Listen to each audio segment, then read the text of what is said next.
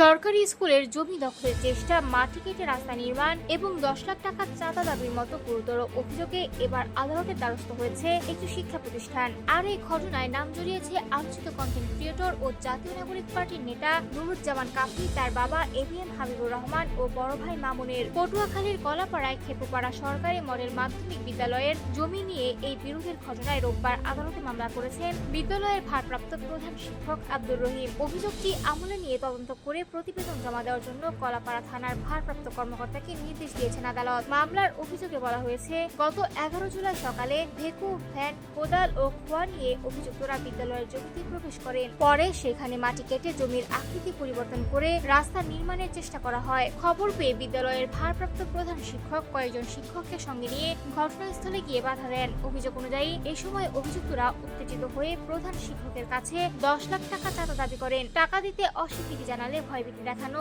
ধাক্কাধাক্কি এবং প্রাণনাশের হুমকি দেওয়ার অভিযোগও আনা হয়েছে। মামলায় আরও দাবি করা হয়েছে, প্রায় 110 ফুট দীর্ঘ ও 30 ফুট প্রশস্ত জায়গার মাটি কেটে সরিয়ে নেওয়া হয় এবং সেখানে খোয়া ফেলে রাস্তা তৈরি করা হয়। এতে বিদ্যালয়ের প্রায় 5 লাখ টাকার ক্ষতি হয়েছে বলে অভিযোগ করা হয়েছে। বিদ্যালয়ের ভারপ্রাপ্ত প্রধান শিক্ষক জানান, রজপাড়া মৌজায় বিদ্যালয়ের নামে 21.76 একর জমি রয়েছে এবং দীর্ঘদিন ধরে তারা তা ভোগ দখলে আছেন। সম্পত্তি রক্ষায় তিনি আইনি সহায়তা চেয়েছেন, তবে অভিযোগ অস্বীকার করেছেন নুরুজ্জামান কাফি। তার দাবি, আদালতের রায়ের পর প্রকৃত মালিকদের কাছ থেকে বায়না চুক্তির মাধ্যমে জমি নেওয়া হয়েছে এবং সেখানে রাস্তা নির্মাণ করা হয়েছে। তিনি বলেন, তার বিরুদ্ধে আনা অভিযোগ মিথ্যা ও উদ্দেশ্যপ্রণোদিত।